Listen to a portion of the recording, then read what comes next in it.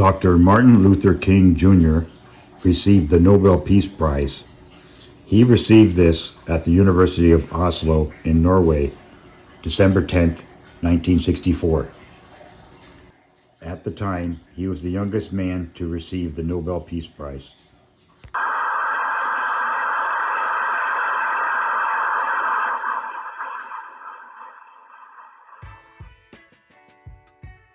Your Majesty, Your Royal Highness, Mr. President, Excellencies, ladies and gentlemen, I accept the Nobel Prize for Peace at a moment when 22 million Negroes of the United States are engaged in a creative battle to end the long night of racial injustice. I accept this award on behalf of a civil rights movement which is moving with determination and a majestic scorn for risk and danger to establish a reign of freedom and a rule of justice. I am mindful that only yesterday in Birmingham, Alabama, our children crying out for brotherhood were answered with fire hoses, snarling dogs, and even death. I am mindful that only yesterday in Philadelphia, Mississippi, young people seeking to secure the right to vote were brutalized and murdered. I am mindful that debilitating and grinding poverty afflicts my people and chains them to the lowest rung of the economic ladder. Therefore, I must ask why this prize is awarded to a movement which is beleaguered and committed to unrelenting struggle, to a movement which has not yet won the very peace and brotherhood which is the essence of the Nobel Prize.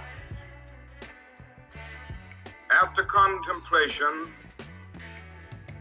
I conclude that this award which I receive on behalf of that movement is a profound recognition that nonviolence is the answer to the crucial political and moral questions of our time. The need for man to overcome oppression and violence without resorting to violence and oppression.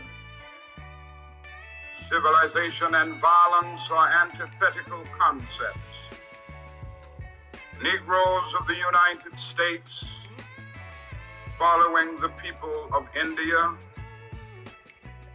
have demonstrated that nonviolence is not sterile passivity, but a powerful moral force which makes for social transformation. Sooner or later, all the peoples of the world will have to discover a way to live together in peace, thereby transform this pending cosmic elegy into a creative psalm of brotherhood. If this is to be achieved, man must evolve for all human conflict a method which rejects revenge, aggression, and retaliation. The foundation of such a method is love. Tortuous road which has led from Montgomery, Alabama to Oslo bears witness to this truth. This is a road over which millions of Negroes are traveling to find a new sense of dignity. This same road has opened for all Americans a new era of progress and hope. has led to a new civil rights bill. It will, I am convinced, be widened and lengthened into a superhighway of justice, as Negro and white men in increasing numbers create alliances to overcome their common problems. I accept this award today with an abiding faith in America and an audacious faith in the future of mankind. I refuse to accept despair as the final response to the ambiguities of history. I refuse to accept the idea that the isness of man's present nature makes him morally incapable of reaching up for the eternal oughtness that forever confronts him. I refuse to accept the idea that man is mere flotsam and jetsam in the river of life, unable to influence the unfolding events which surround him.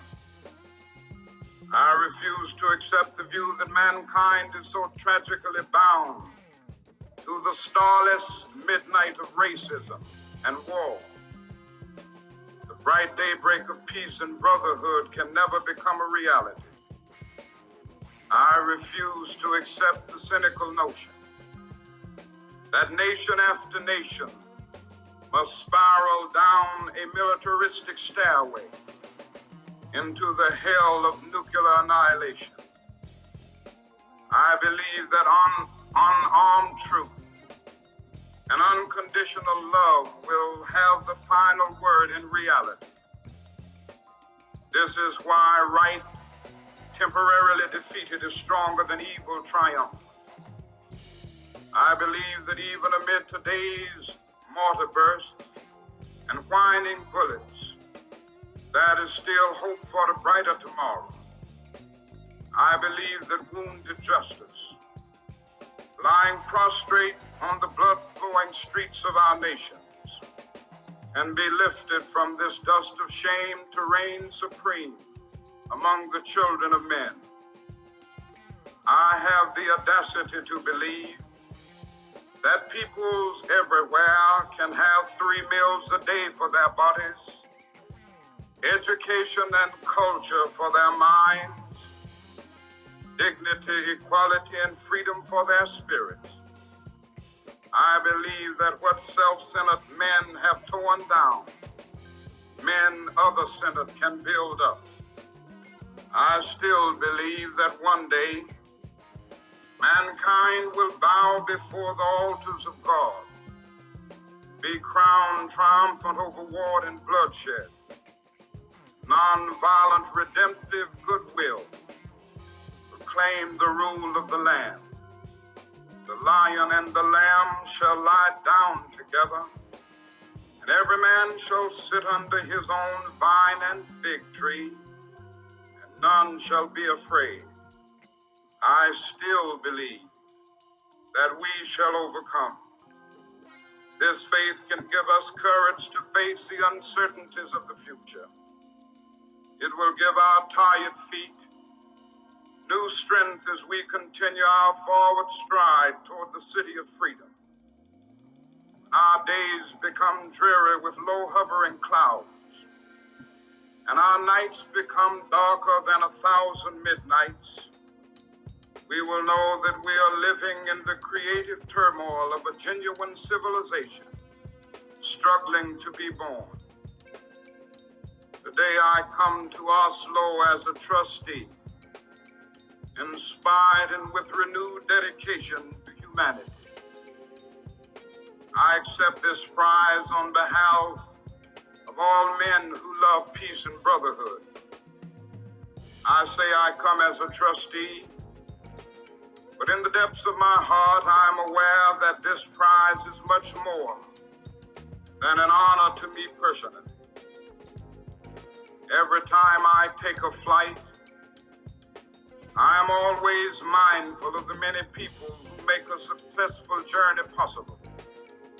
The known pilots and the unknown ground crew, You honor the dedicated pilots of our struggle who have set at the controls as the freedom movement soared into orbit. You honor once again Chief Lutuli of South Africa, who struggles with and for his people are still met with the most brutal expression of man's inhumanity to man. You honor the ground crew, without whose labor and sacrifice jet flights to freedom could never have left the earth. Most of these people will never make the headline. Their names will never appear in Who's Who.